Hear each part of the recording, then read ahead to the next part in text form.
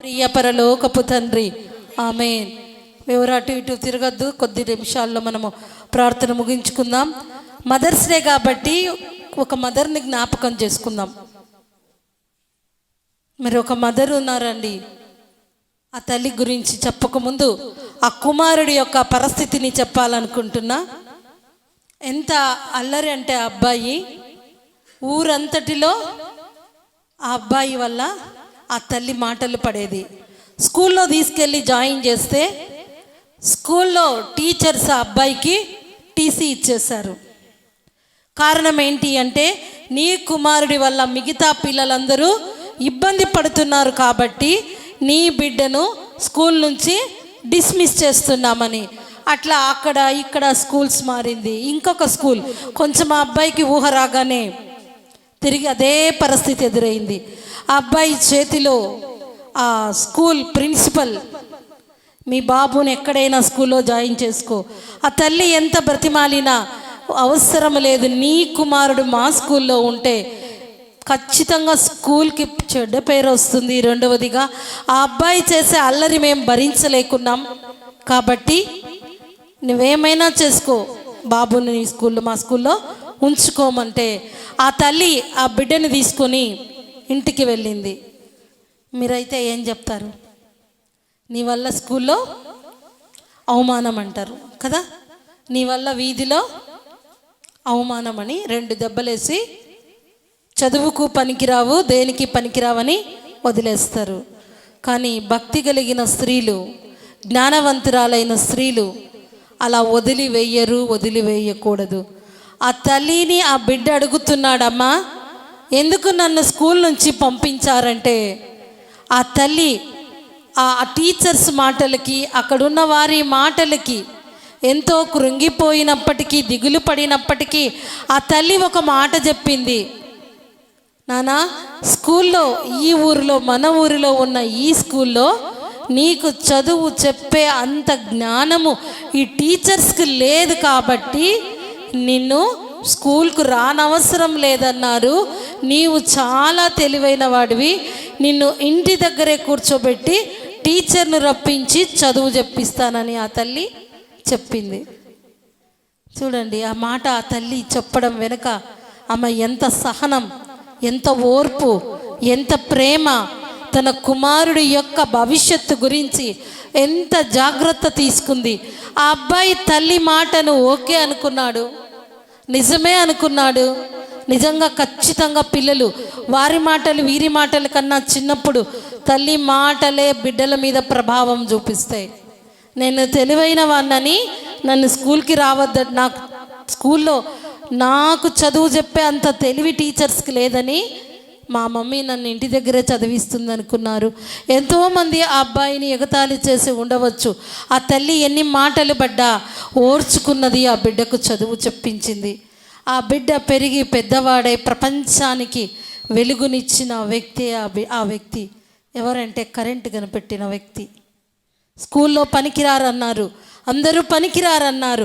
ఆ తల్లి ఎంత ప్రార్థన చేసి ఉంటుంది, ఎంత ఆ బిడ్డ కోసం ప్రయాసపడి ఉంటుంది. తల్లిలుగా మనం ఏం చేస్తున్నాం? పిల్లలను ఏ రకంగా చూస్తున్నాం? పిల్లలకి ఏమి నేర్పిస్తున్నాం? ఎంత కష్టపడినా, ఎంత సంపాదించినా ఆ కష్టం వారు అనుభవించాలి అంటే వారికి చక్కటి బుద్ధి మనము నేర్పించాలి. ఆమె 31వ సామెతలలో ఉంటుంది, ఆమె వారి ఇంటి వారి నడతలను బాగుగా కనిపెట్టును. కొంచెం వయసు రాగానే స్కూల్కి వేసేస్తే నాకు సమస్య తగ్గుతుంది అనుకోకూడదు, అలరి తగ్గుతుంది అనుకోకూడదు. గర్భఫలము యెహోవా ఇచ్చు బహుమానము. ఎప్పుడు పిల్లలను చూసినా వారిని దేవుడిచ్చిన విలువైన బహుమానాలుగా మనము చూడాలి. మంచి మాట వినేవారు ఉంటారు, వినని వారు ఉంటారు, అల్లరి చేసేవారు ఉంటారు, చేయని వారు ఉంటారు. తల్లే బిడ్డను ప్రేమించుకుంటే ఇంకెవరు వారిని ప్రేమిస్తారు? ఆ తల్లి మరి ఎంతగానో ఆ బిడ్డను బలపరిస్తే, ఆ తల్లి బలపరిచినటువంటి విధానాన్ని బట్టి, ఆ తల్లి యొక్క ప్రత్యేకమైన ఆ శ్రద్ధను బట్టి జ్యోతిర్మయుడైన దేవుడు మరి మనకు వెలుగునిస్తే ఆ బిడ్డ కరెంటు కనిపెట్టి మరి చక్కగా ఒక్క నిమిషం ఉండలేం కరెంటు లేకుంటే.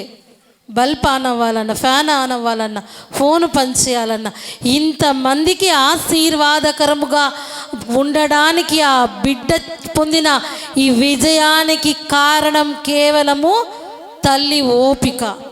ఒక్క మాట స్కూల్ నుండి టీసీ ఇస్తే చేత్తో లాక్కొచ్చి ఇంట్లో వేసి పనిష్మెంట్ ఇస్తే వాడు ఇంకా మొండివాడిగా తయారయ్యేవారు. నిజముగా పిల్లలను ప్రేమిస్తే వారిని ఖచ్చితంగా మనము జాగ్రత్తగా చూసుకోగలుగుతాం. రెండవ విషయముగా, ఇంకా దేవుని నమ్మిన మనము మన బిడ్డల జీవితము ద్వారా అనేకులు ఆశీర్వాదకరముగా ఉండాలని తీర్మానం చేసుకోవాలి. ఇంకా పెద్దయిపోయారు, ఇక్కడ ఇంకెప్పుడు మారుతారు, ఇంతవరకు మారని వాళ్ళు ఇప్పుడు ఎంత మారుతారని దయచేసి అనుకోవద్దు. ఈ రోజు నుంచి మీ పిల్లల కొరకు ప్రార్థించండి. మీ పిల్లల కొరకు ప్రార్థిస్తే ప్రార్థన పరిస్థితులను మారుస్తుంది. మరి మౌనిక అనేటటువంటి ఒక స్త్రీ చాలా అనారోగ్యంగా ఉంది, భక్తిపరురాలైన స్త్రీ ప్రార్థన చేస్తుంది. కొడుకును రమ్మంటే కొడుకు తల్లిని చూడడానికి రావటం లేదు. ఈ తల్లి డైరీలో రోజు ప్రార్థన రాస్తోంది. వారు వీరు వెళ్ళి మీ మమ్మీకి చాలా సీరియస్గా ఉంది, వెళ్ళి చూడు అంటే అతను వెళ్ళట్లేదు. తల్లిని చూడకుండా లోకంలో భయంకరమైనటువంటి స్నేహాలతో తిరుగుతూ, వేశ్యలతో తిరుగుతూ జీవిస్తున్నాడు. మరి తల్లి చనిపోయింది.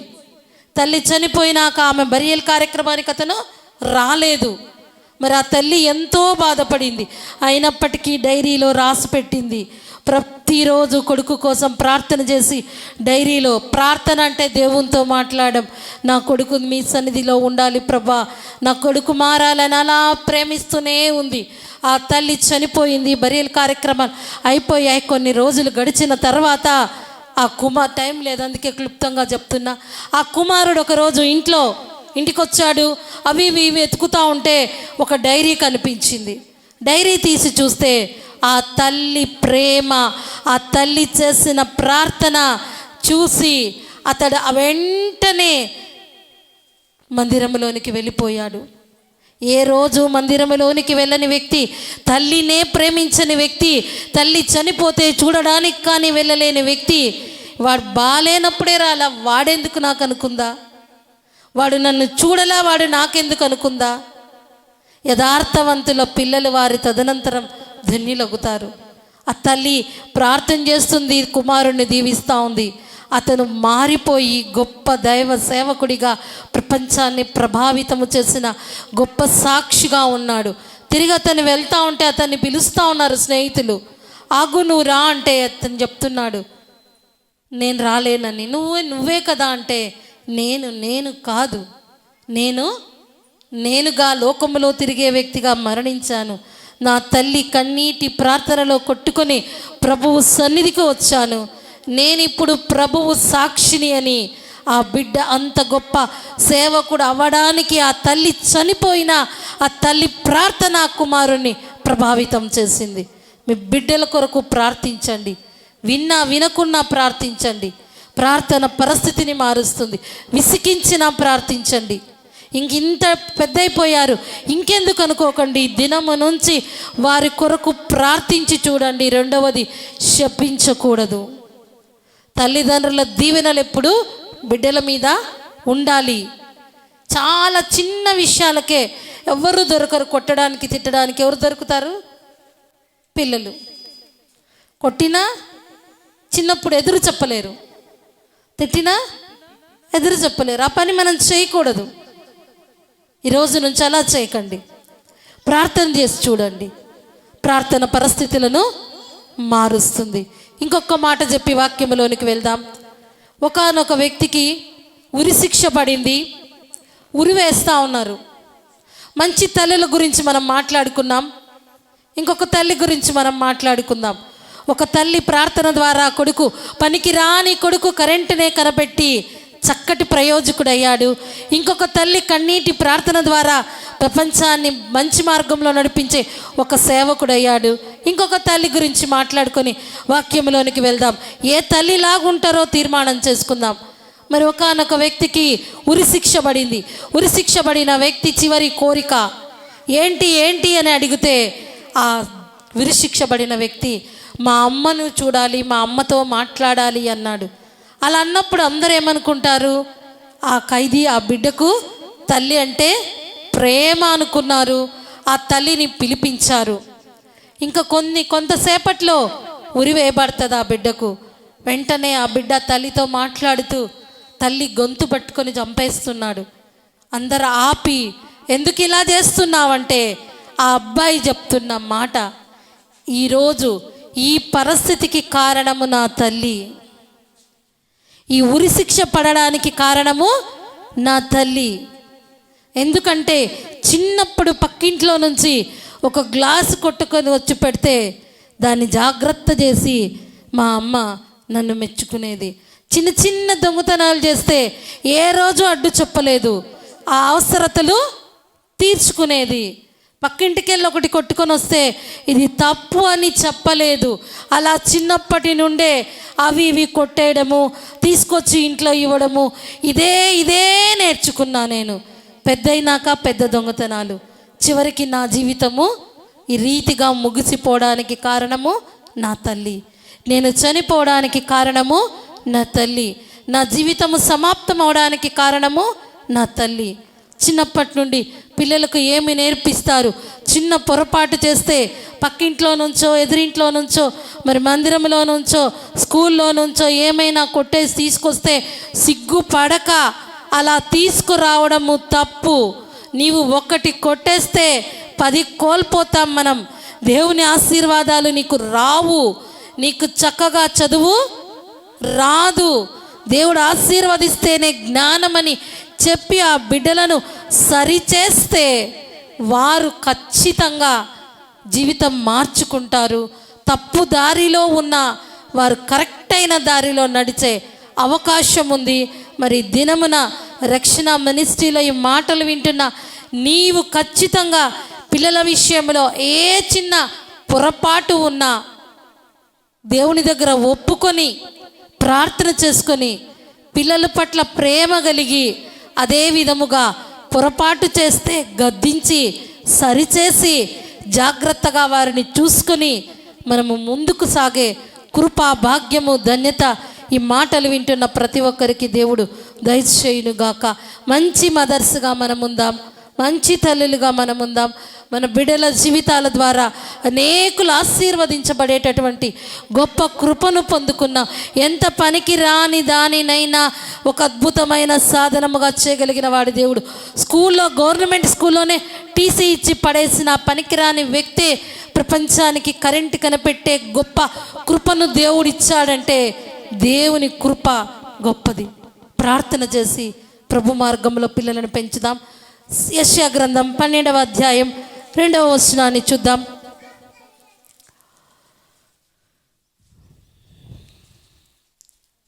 యెషయా గ్రంథము 12వ అధ్యాయము 2వ వచనం.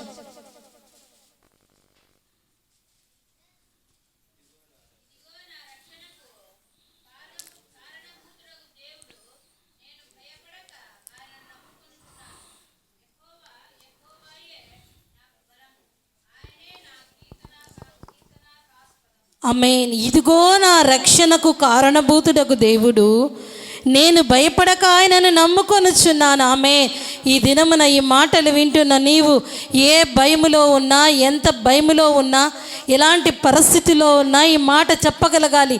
భక్తుడు చెప్తున్న మాట, నా రక్షణకు కారణభూతుడు, నా ఆశీర్వాదమునకు కారణభూతుడు ఆయనను నేను నమ్ముకొని ఉన్నాను కాబట్టి భయపడను.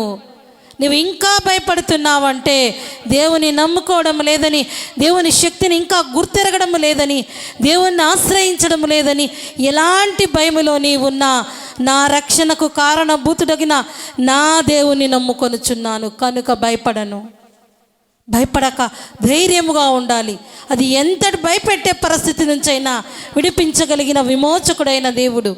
ఆయన ఆశ్రయించి దేవుని నమ్ముకున్నప్పుడు ఎంత చక్కగా భక్తుడు, నేను భయపడక ఆయనను నమ్ముకొనుచున్నాను. యెహోవా యెహోవాయే నాకు బలము, ఆయనే నా కీర్తనకాస్పదము. ఆయనే నా బలము. ఎవరు మన బలం అంటే మన దేవుడే మన బలం. మనుషులను ఆశ్రయిస్తే అన్ని పనులు కావండి.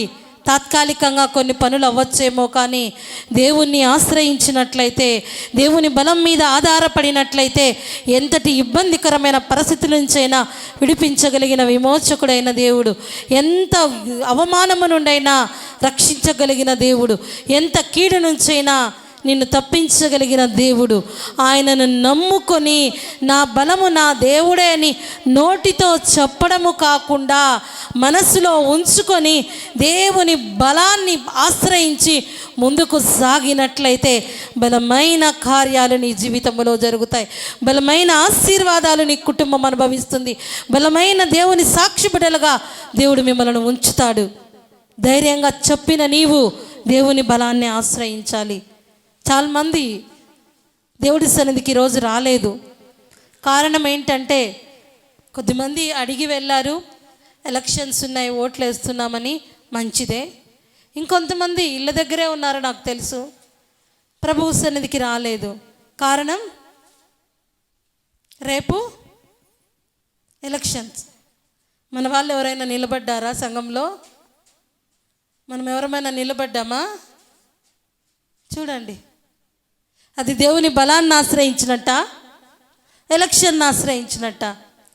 మరి ఎప్పుడన్నా అనారోగ్యం వస్తేనో, బాధ వస్తేనో, నిందొస్తేనో పోయి ఆ ఎలక్షన్ దగ్గర కదా అడగాలి. దేవుణ్ణి ఆశ్రయించాలి. ఎలాంటి పరిస్థితి అయినా అన్నీ బాగున్నప్పుడు దేవుడని కష్టం వచ్చినప్పుడు దేవుడు ఇలా చేస్తాడని నిందించకూడదు. ఏ పరిస్థితి అయినా, ఎంతటి లాభమైనా, ఎంత కష్టమైనా, ఆదివారం ఆరాధన దినమున నేను నా దేవుణ్ణి స్తుతించదను, నా బలము నా దేవుడే అని ఒక్క వారంలో ఒక్కరోజు కానీ దేవుని సన్నిధికి రాలేకుంటే ఎలా దేవుణ్ణి ఆశ్రయించినట్టు, ఎలా దేవుని మీద ఆధారపడినట్లు? దావీదు గొర్రెల కాపరి అయిన దావీదు మహారాజును దేవుడు చేస్తే దావీదు అంటున్నాడు, యెహోవా మందిరమునకు వెళ్ళదము రండని జనులు నాతో అనినప్పుడు నేను సంతోషించి తిని. దేంట్లో ఉంది సంతోషం? అన్నీ ఉంటాయి. అన్నింటికన్నా ముఖ్యం ఏంటంటే దేవుని సన్నిధి. ఈ దినం వరకు నీవు దేన్నైనా బలముగా చేసుకున్నావేమో, దేన్నైనా నీకు ఆసరాగా చేసుకున్నావేమో, వాటి వలన ప్రయోజనం లేదు. మొదటిగా దేవుని బలాన్ని ఆశ్రయించే ఎంతటి బలమైన కార్యాలైనా చేయగలిగిన దేవుడు ఈ దినమున మనతో మాట్లాడే దేవుడు. అది ఎంతటి అనారోగ్యమైన, ఎంత అప్పు సమస్య అయినా, ఎంత నిందైనా, ఎంత అవమానమైనా, ఎంత ఇబ్బందికరమైన పరిస్థితి నుంచైనా విడిపించగలిగిన విమోచకుడైన దేవుడు ఈ సమయంలో మనం ఆరాధించే దేవుడు. అయితే ఈ మాట చెప్పాలి, నా దేవుణ్ణి నేను ఆశ్రయిస్తాను, నా దేవుణ్ణి ఆశ్రయించాను కనుక నేను భయపడను. నాకేదైనా భయం కలిగితే నా దేవునికి నేను మొరపెట్టుకుంటా. నేను మొరపెడితే ఆయన వింటాడని నీవు తీర్మానము చేసుకొని దేవుని వైపు తిరిగినట్లయితే బలమైన కార్యాలు నీ జీవితంలో చేస్తాడు. చదివిన 91వ కీర్తన 15వ వచనాన్ని ఒక్కసారి మనము చదువుదాం. నా దేవుడే నా బలమని తీర్మానము చేసుకుని ఈ ప్రార్థన నీవు చేయగలిగినట్లయితే, ఈ మాట నీవు పలకగలిగినట్లయితే 91వ కీర్తన 15వ వచనం. అతడు నాకు మొరపెట్టగా నేను అతనికి ఉత్తరం ఇచ్చేదను, శ్రమలో నేను అతనికి తోడై ఉండేదను, అతన్ని విడిపించి అతని గొప్ప చేసేదను, దీర్ఘాయువు చేత అతనిని తృప్తిపరిచేదను, నా రక్షణ అతనికి చూపించేదను. ఆమేన్. నా దేవుడే నా బలమని దేవుణ్ణి ఆశ్రయించిన నీవు శ్రమలు కలగకుండా ఉండవనట్లేదు. శ్రమలు వస్తాయి, కష్టాలు వస్తాయి, అనారోగ్యాలు వస్తాయి. అయినప్పటికీ శ్రమలో నా దేవునికి మొరపెట్టగా ఆయన నాకు ఉత్తరం ఇచ్చను. శ్రమ అది ఎంతటి శ్రమ అయినా సరే, ఎంత కష్టమైనా సరే, ఎంత నిష్ఠూరమైనా సరే, ఇక బాగుపడుతుంది జీవితం అన్న ఆశ కనుచూపు మేరలో లేకపోయినా సరే దేవుడు కార్యం చేయగలిగిన దేవుడు. దానియేలుని తీసుకెళ్ళి సింహాల గుహలో వేశారు. సింహాల గుహలో దానియేలును వేస్తే దానియేలు ధైర్యంగా వెళ్ళాడు.